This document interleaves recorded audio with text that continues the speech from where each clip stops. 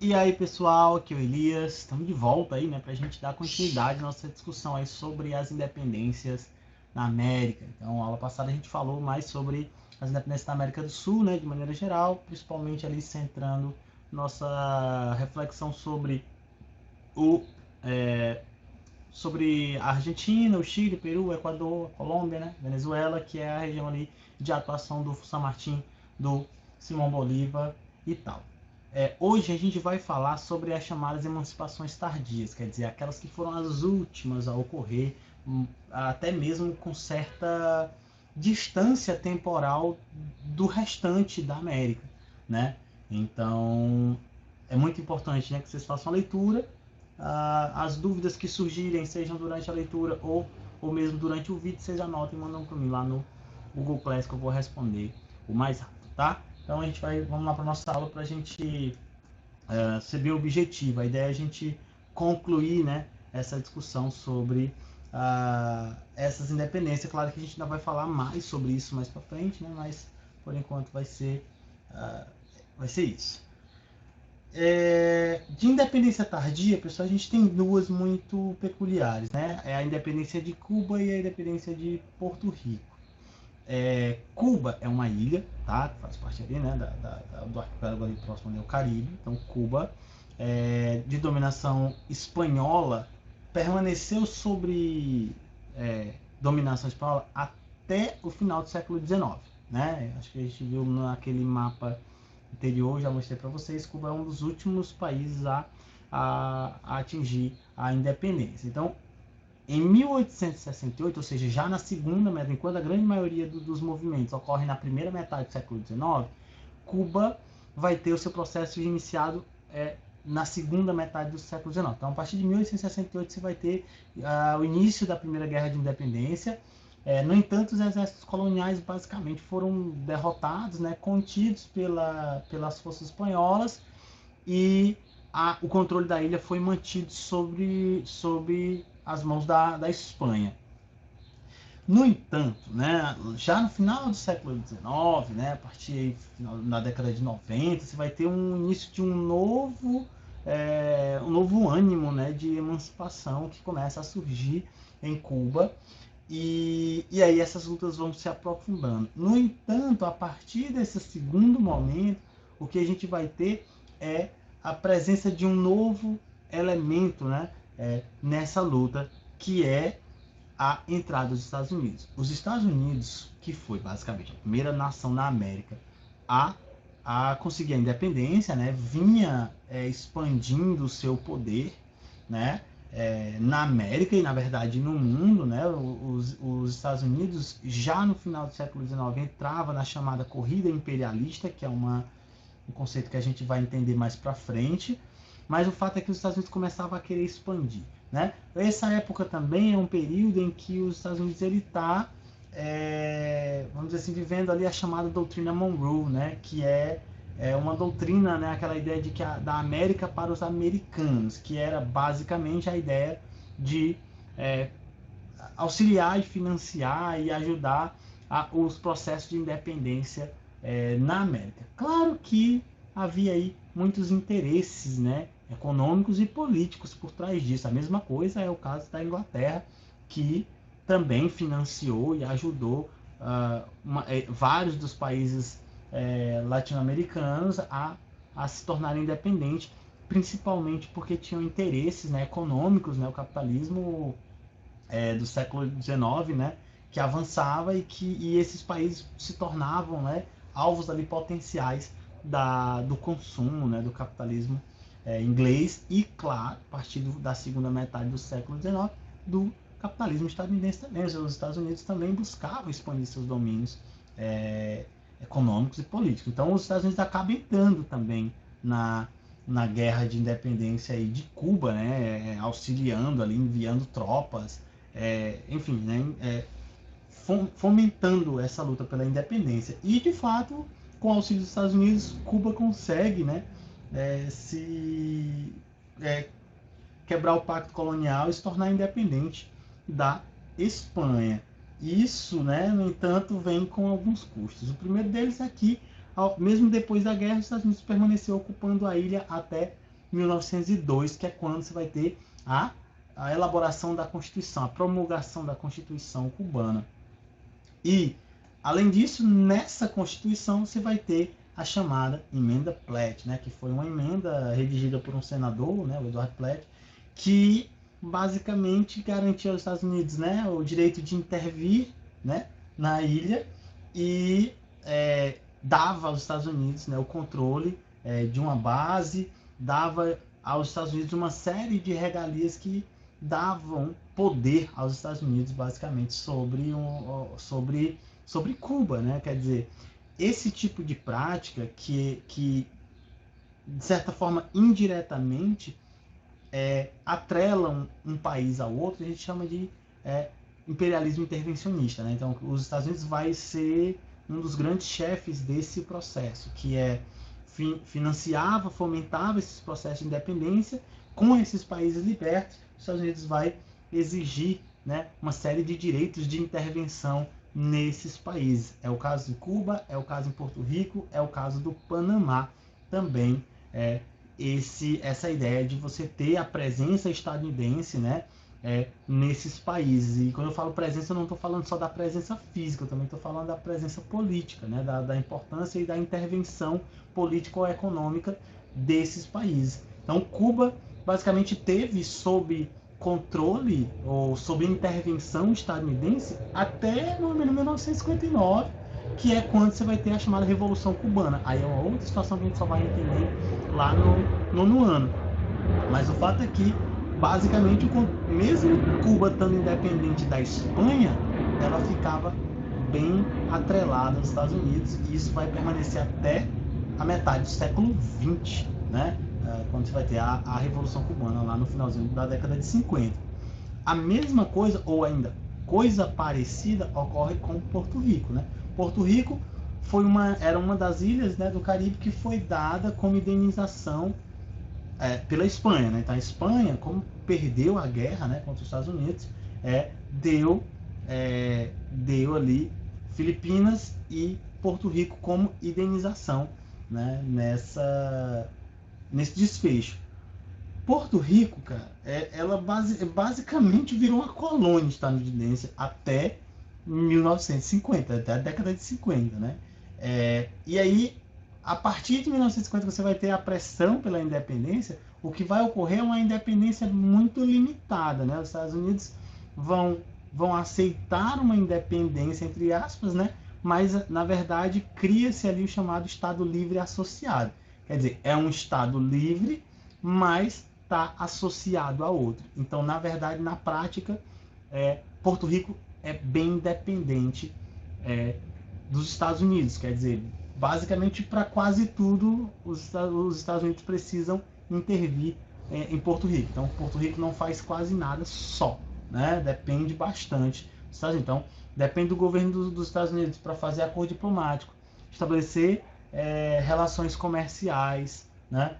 Ou seja, não existe em Porto Rico uma independência, uma autonomia completa. Ou seja, tanto Cuba até a década de 50, né, como eu falei, até a Revolução Cubana, e Porto Rico não possui uma autonomia. Então é uma emancipação, né, mas uma emancipação bastante característica e, de certa forma, limitada àquilo que era imposto por esses países que financiavam. A Inglaterra não se diferenciou muito, né? Por exemplo, o Brasil teve a participação inglesa, né, no seu processo de independência, e basicamente o Brasil ficou, né, entre aspas, aí, economicamente dependente da Inglaterra ao longo do século XIX. Então essa era uma estratégia bastante adotada por esses países imperialistas, né, que é o chamado imperialismo intervencionista, ou também chamado só de intervencionismo, tá? Então esse é o caso dessas duas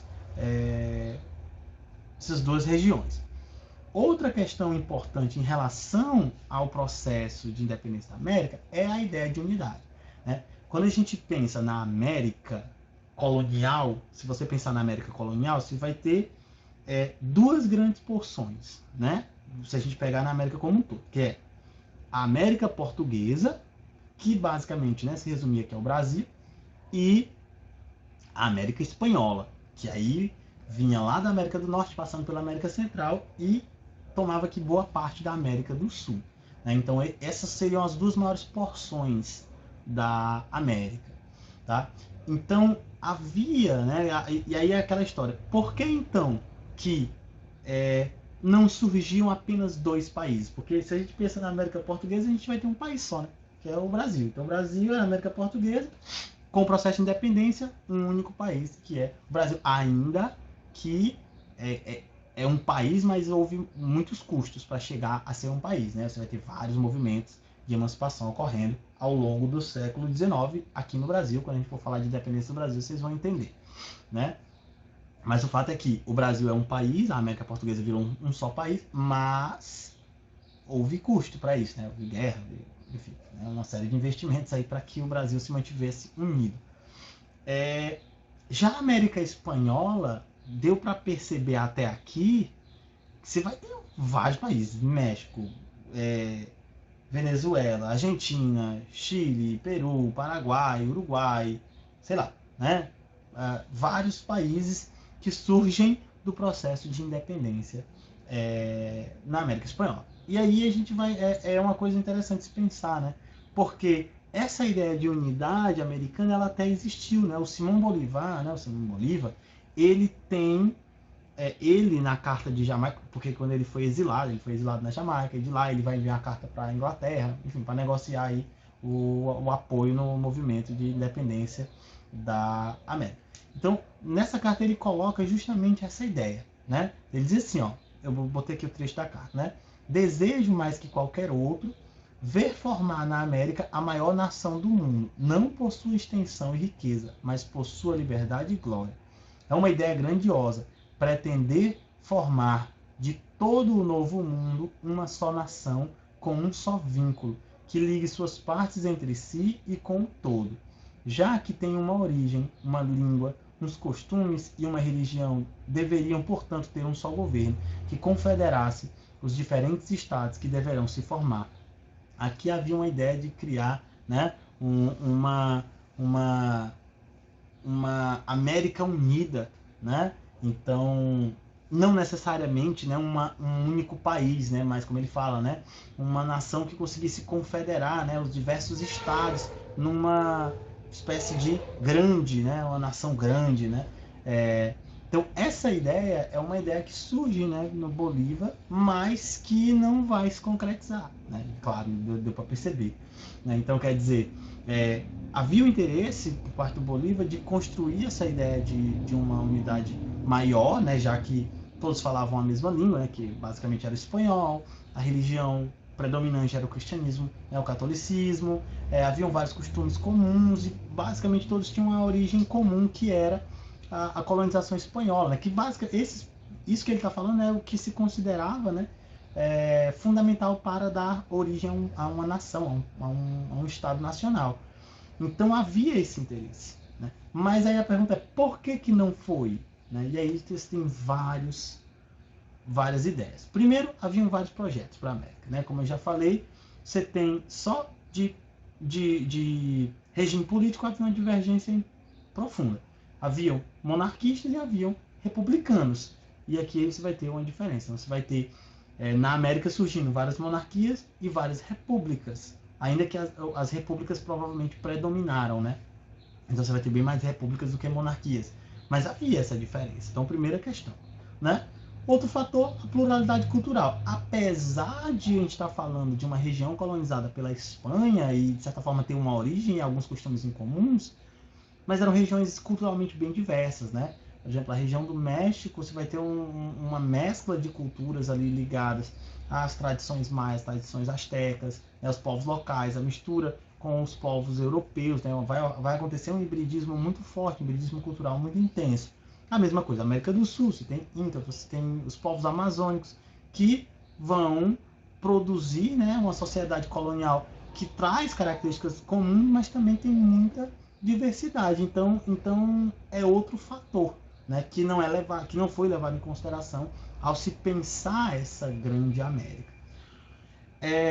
Outro fator é que você vai ter diferentes processos de independência. Isso eu já vinha falando há bastante tempo. Então você vai ter vários processos diferentes. Ao longo desses processos você vai ter protagonistas diferentes, grupos diferentes e, claro, interesses diferentes, né? Você vai ter o interesse das elites, e aí quando a gente pensa em elite, a gente já pensa numa divisão que era qual era o interesse dos crioulos e qual era o interesse dos chapetões. Os crioulos queriam manter o seu status quo, queriam manter o poder, queriam assumir o poder político. Os chapetões queriam se manter no poder, né? Então aqui já há uma diferença muito intensa de interesses. As camadas populares queriam reformas que melhorassem as suas condições de vida. Os nativos lutavam contra a dominação. Então, quer dizer, você tem muitos interesses diversos, né? Por exemplo, a gente tem só nos longos processos de independência, por exemplo, a gente pega o México. Você tem inicialmente um movimento que tem origem muito popular, que falava em abolição da escravidão, que falava em reforma agrária, e que é sufocado pelas elites. As elites crioula e chapetões se unem para sufocar esses elementos, e aí, posteriormente, produzem a sua própria independência para manter o seu status, né? Isso vai acontecer pela América toda, inclusive, por exemplo, a gente pensa também no Brasil, isso também ocorre no Brasil. O processo do Brasil, e vamos botar assim, da América de maneira geral, é um processo extremamente elitista, ou seja, a maior parte dessas independências ocorreram pelas mãos das elites. Por quê? Para não ter o seu status quo, suas condições, vamos dizer assim, né, a sua riqueza ameaçada. Então, quando se falava em reformas sociais como reforma agrária, abolição da escravidão, fim do trabalho compulsório dos nativos, isso ameaçava fortemente os interesses dessa elite. Então, o que foi que essas elites fizeram? Assumiram, né, sufocaram os movimentos populares e passaram a eles próprios produzirem seus movimentos de independência, garantindo que os seus privilégios e as suas propriedades se mantivessem, né? Ou seja, se tivesse aí a preservação dessa estrutura social. É o que acontece no Brasil, é o que acontece na América Espanhola, né?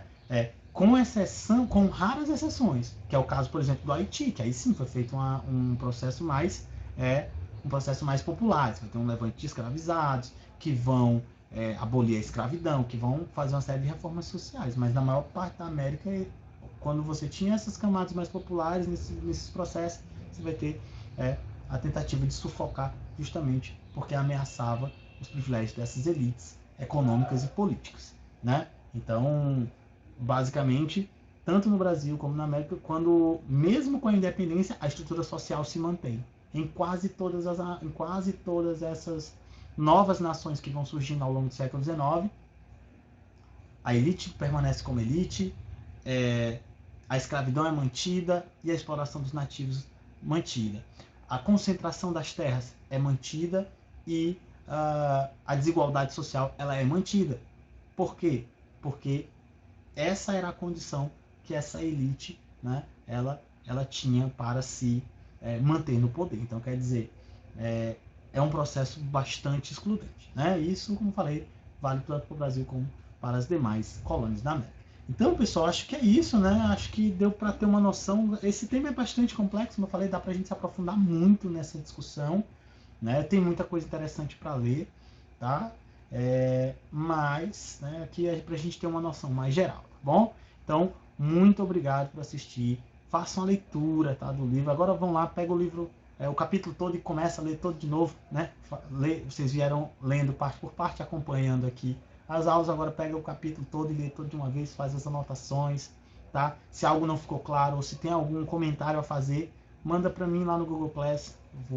Eu vou responder, vou olhar e aí a gente vai comentando ao longo das aulas, tá bom? Então, muito obrigado mais uma vez e até a próxima.